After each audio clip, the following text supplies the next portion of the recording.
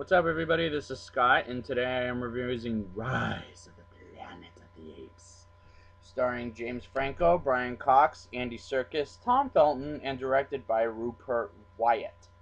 Now, before you listen and watch this video, thank you for watching, but I advise you push stop now because you need to see the movie first to know what I'm talking about, and if you don't know, and then you end up getting spoiled by it, it's all over. You have been warned. Welcome to Scott's Movie Reviews, and let's get into this.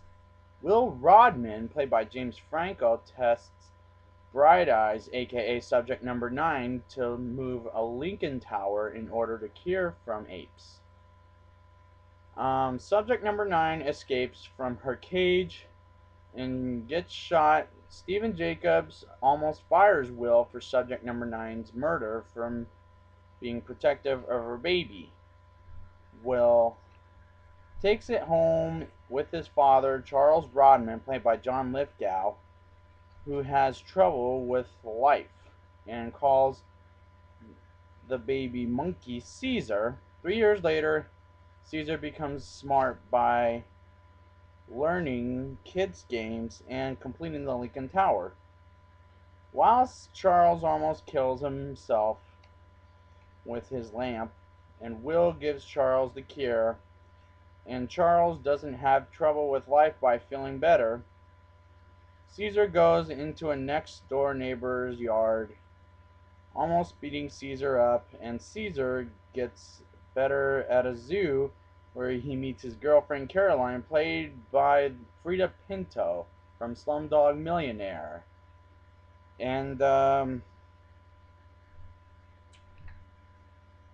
and Caroline and Will start seeing each other and take Caesar to the redwoods, where he experiences life as he's climbing up a tree, as Caesar, now played by Andy Serkis 5 years later, keeps climbing up the tree, wants to find out where he came from. Caesar is sad to find and getting Will to tell him about where he works. Caesar is sad to find out his mother died in his work. Caroline is upset about Caesar coming from his job. Caesar is upset and doesn't eat his food. Charles almost destroys a neighbor's car. The neighbor gets rude about it and almost calls the cops on Charles. Caesar fights off the rude neighbor by biting his finger off. Caesar goes to a primate shelter held by a guy who, I think his name is John Landon, who you may know him as Brian Cox, which is his name in real life, keeps them in cages. Now the guy that runs the shelter, along with a rude employee played by Tom Felton, remember Malfoy from Harry Potter? Will tries to find a way to get Caesar back home. The rude employee gives Caesar dinner, but Caesar throws it at his face, and the rude employee hoses Caesar down while Will tests a chimp with the cure. Caesar doesn't turn out to fit in and gets beaten up by another ape. Caesar makes friends with another ape who's orange in some spots. Will suspects they were treating Caesar badly enough. While Will wants to shut down the shelter, Caesar turns on his dark side, and the rude employee shows his friends the shelter by electrocuting the apes' cages. While Caesar steals one of his friend's knife, Caesar lets a gorilla called Buck out to exercise and hits the ape that beat him up. Charles passes on with his life. Will quits his job because of them testing on more and more chimps. Will wants to get Caesar out, but Caesar refuses to leave and wants all the apes to escape. Caesar escapes the shelter for one night and heads to Will's place and tests Will's cure. Caesar steals a couple of cure bottles and gets the apes cured, and Caesar tells them the plan to the apes to escape.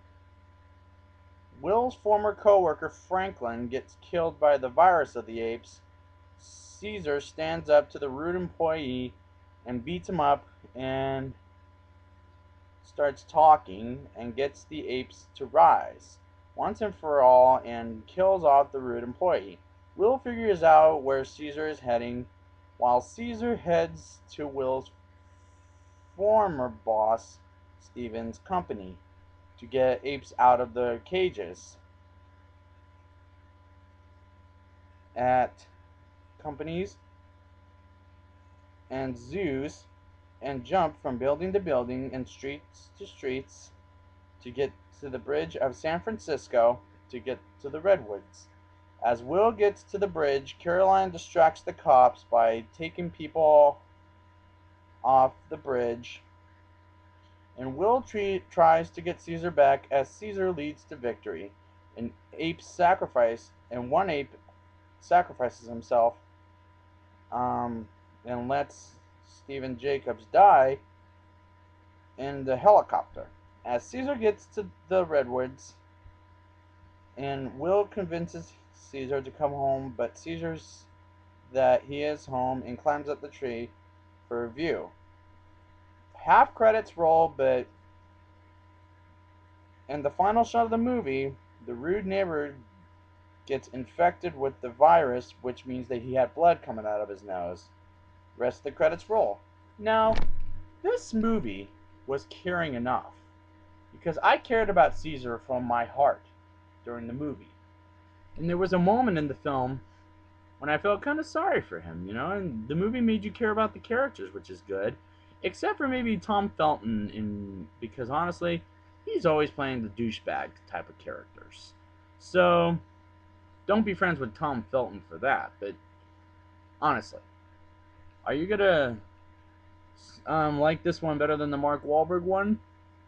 I say I liked it better than that one, to be honest with you. Because the 2001 film, directed by Tim Burton, was a really big disappointment, but I have not seen the original films to know that. But I recommend this movie because it's really good to look at. And then Caesar's lovable in the beginning until he turns bad. And yeah, that's pretty much it. So next week, and I'm going to be back for Final Destination 5 in 3D. So thank you for watching this Rise of the Planet of the Apes review, and thank you, goodbye.